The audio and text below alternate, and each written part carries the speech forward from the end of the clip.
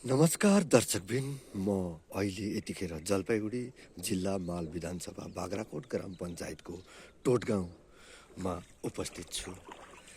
दर्शकबिन, हजुरहरूलाई म एकदमै दुःखद खबर सार्वजनिक गरिरहेको छु।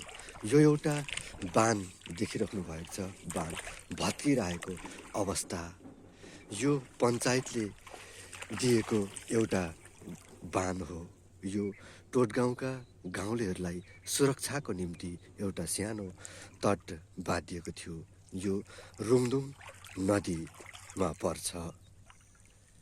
यो बाँधले एकदमै सुरक्षा गरेको छ। ठुल्ठुलो भेल पहिरोहरू आउँदाखेरि ठुल्ठुलो भेलबाट धेरै टेवा पुर्याएको छ। र खास कुरो के हो भन्दाखेरि, दुःखको कुरो एउटा के हो भन्दाखेरि, यो बाँधलाई यसरी तोडेर कुनै दुई व्यक्तिले यहाँबाट गाडी उठाउने प्रयास गरेका रहेछन्। एउटा प्रश्न के आउँछ भने, गाउँमा रहेको बाँधलाई अझै टेवा या मजबुत बनाउनु पर्ने हो या यसरी तोडेर गाडी कुदाउनु पर्ने हो। त्यही पनि एउटा सरकारी अनि पञ्चायती तर्फबाट एउटा प्रशासनले दिएको एउटा टेवा बाँध। र ती बाँध भत्काउने र जाली काटेर डम्पर कुदाउने सोच भएका ती दुई व्यक्तिको सोच चाहिँ कहाँसम्म होला र कतिसम्म गिरेका व्यक्ति होलान् भन्ने कुरो आउँछ। यहाँका बुढापाकाहरूले गुनासो गर्नुहुन्छ। म भए ठाउँमा मसँग फोन मार्फत पनि उहाँहरूले गुनासो पोख्नुहुन्थ्यो। हेर्नुहोस् न, यसरी बल्ल बल्ल बाँधेको बाँध पनि फुटाएर त्यसमाथिबाट डम्पर चढाउँदैछन्।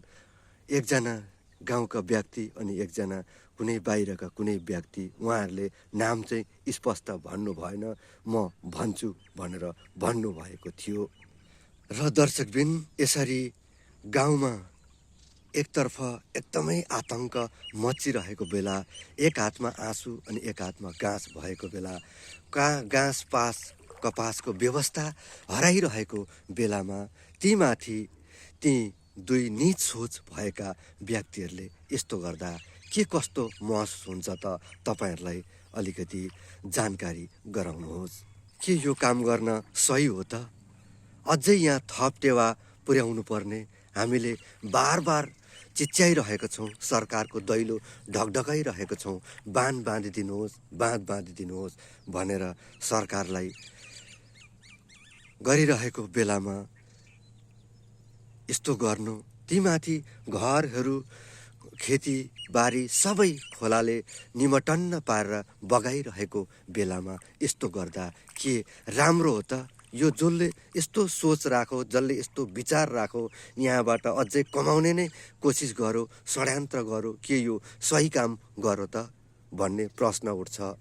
यो बाँध चन्दा कम्पनीका राज छेत्रीको कार्यकालमा बनिएको बाँध हो। यो चाहिँ गाउँलेहरू सबै मिलेर चन्दा सङ्कलन गरेर गाउँलाई ओभरफ्लोबाट बचाउनको निम्ति आफैले मेहनत अनि सङ्घर्ष गरेर केही पैसाहरू उठाएर चन्दा कलेक्सन गरेर यहाँको सोसाइटीसँगै मिलेर गरेको काम हो यो। र दर्शकबिन, अब यसरी यो लगाएको बाँध पनि ढल्किसकेको छ। अब आउँदो बर्खे भेलमा के कस्तो होला त यहाँका किसानहरूको खबर हेर्नुहोस् त दर्शकबिन। अब कुन चाहिँ सरकारले कस्तो प्रकारको टेवा पुर्याउला त यहाँका जनताहरूको लागि, यहाँका किसानहरूको लागि?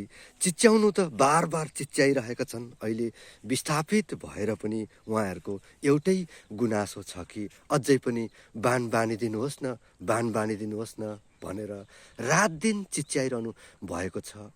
कि अब आउँदो वर्तमान सरकारले, नयाँ परिवर्तन हुँदै गरेको सरकारले यो काम गर्लान् त भन्ने एउटा आशा पनि रहेको छ यहाँका कृषक महानुभावहरूमा।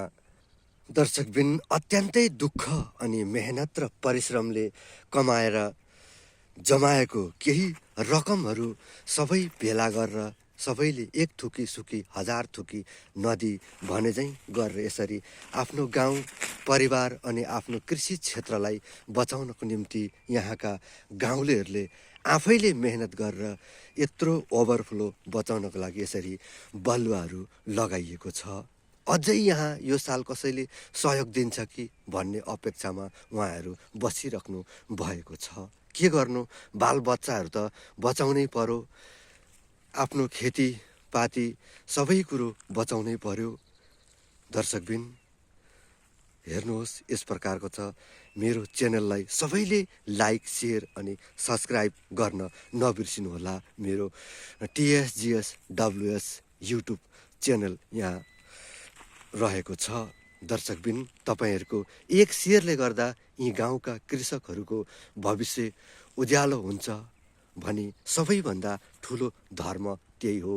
मन्दिर मस्जिद जानुभन्दा पनि कसैको सेवा गर्नु भनेको अत्यन्तै ठुलो कुरा हो। सेवा नै धर्म हो। हवस् त दर्शकबिन, आजलाई सबैलाई जय हिन्द, जय भारत, जय गोर्खा, वन्दे मातरम, भारत माता की जय, जय किसान।